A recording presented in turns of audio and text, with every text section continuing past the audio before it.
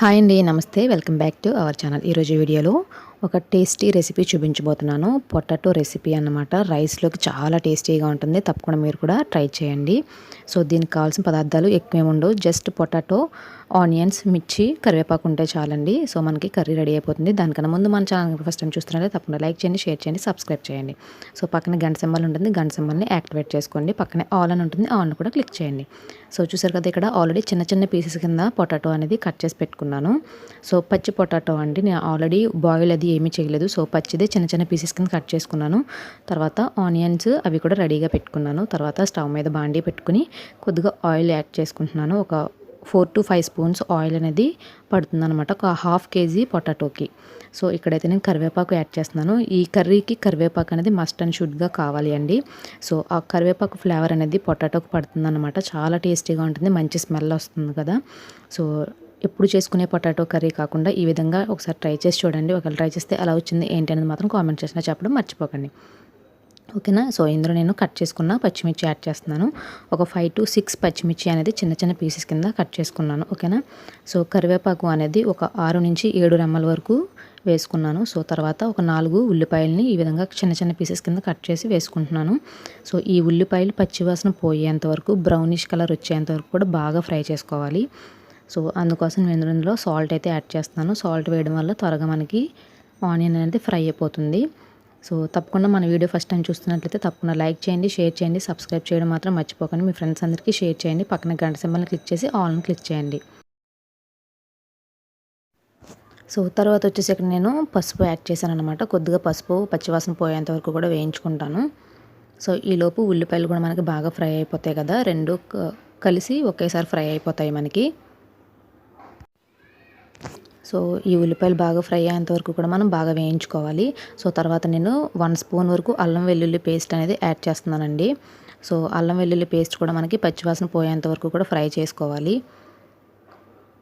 So ఈ కర్రీలో మనం వాటర్ అది కూడా ఏమి యాడ్ చేయమండి. మొత్తం అంతా కూడా మనం ఆ ఆయిల్లోనే మగ్గబెట్టాలన్నమాట. బాగా ఫ్రై అయిపోవాలి, ఆ ఆయిల్లోనే మొత్తం అంతా కుక్ అయిపోవాలన్నమాట. సో చూసారు కదా, ఆనియన్స్కి మనకు ఏగడానికి కొంచెం టైం అయితే పడుతుంది.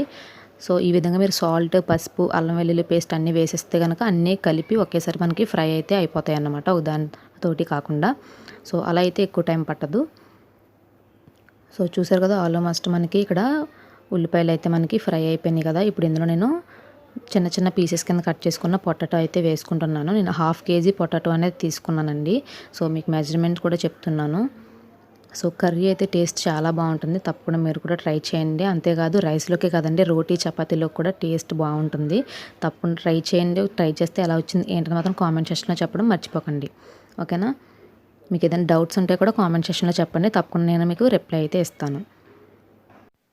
సో ఈ విధంగా బాగా మిక్స్ చేసుకున్న తర్వాత మూత పెట్టేసి ఒక 2 నుంచి 3 నిమిషాలు లో ఫ్లేమ్లో మగ్గించాలి. సో తర్వాత మూత తీసిన తర్వాత మనం కారం అది వేసుకుందాము.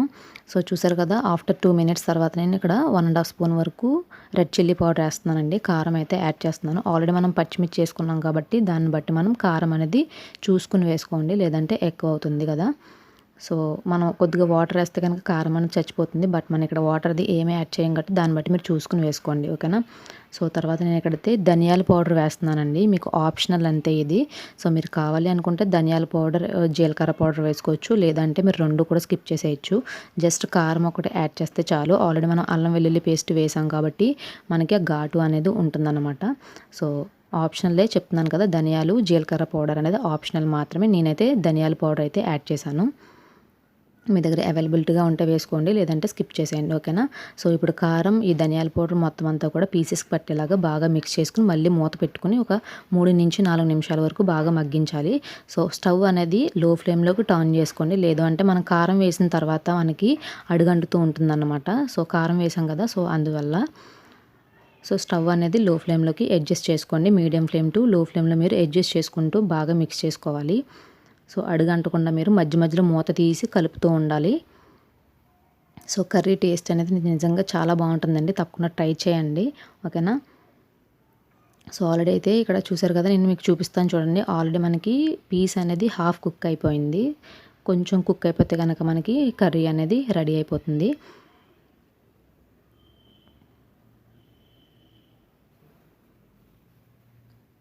చూసారు కదా ఫైనల్గా మూత తీసి చూపిస్తున్నాను మీకు. ఆల్మోస్ట్ కర్రీ అయితే రెడీ అయిపోయింది. చూసారు కదా అడుగున మనకి మంచి కలర్ వస్తుంది, మంచి రెడ్డిష్ కలర్లో వస్తుంది. అలాగని అడుగు అయితే అంటలేదండి. చూసారు కదా నేను లో ఫ్లేమ్లో పెట్టేశాను అనమాట. ఈ కర్రీ మొత్తం ప్రాసెస్ కూడా మీకు ఒక 20 to 25 మినిట్స్ టైం అయితే పడుతుందండి. సో మనం నెమ్మదిగా లో ఫ్లేమ్లో పెట్టుకొని చేసుకుంటే కనుక టేస్ట్ అదిరిపోతుంది నిజంగా. సో నార్మల్గా చేసుకునే కర్రీ కాకుండా ఈ విధంగా ట్రై చేసుకుని ఒక డిఫరెంట్ రెసిపీని తప్పకుండా ట్రై చేయండి. టేస్ట్ కూడా డిఫరెంట్గా ఉంటుందన్నమాట. సో సో ఫైనల్గా మనకి పొటాటో రెసిపీ అయితే రెడీ అయిపోయింది. రైస్లోకి కానీ రోటీలోకి కానీ ఎందులోకైనా మనం పర్ఫెక్ట్ కాంబినేషన్లో మనం తినేయచ్చు అనమాట. చాలా టేస్టీగా ఉంటుంది, మీ పిల్లలు కూడా ఇష్టంగా తింటారు. ఓకేనా. సో ఇప్పుడైతే నేను సర్వింగ్ బౌల్లోకి తీసేసుకుంటున్నాను. సో అంతే కదండి, మనం స్టవ్ ఆఫ్ చేసిన తర్వాత దీని మీద మూత పెట్టడం అది చేయొద్దండి. సో లోపల ఆవిరి వచ్చేస్తుంది కదా. సో ఒకవేళ మూత పెట్టినా సైడ్కి పెట్టండి అనమాట. కొద్దిగా ఓపెన్గా ఉంచేస్తే కనుక మనకి లోపల వేడికి ఆవిరి అనేది పెట్టకుండా ఉంటుంది. సో ఈ విధంగా వేడివేడిగా మనం సర్వ్ చేసుకుని రైస్లోకి తింటే చాలా టేస్టీగా ఉంటుంది. ఓకేనా. ఈ వీడియో మీకు కూడా బాగా హెల్ప్ఫుల్ అయిందని అనుకుంటాను. Thank you for watching. Video నచ్చినట్లయితే తప్పకుండా లైక్ చేయండి, షేర్ చేయండి, సబ్స్క్రైబ్ చేయండి. Thank you for watching. Bye bye.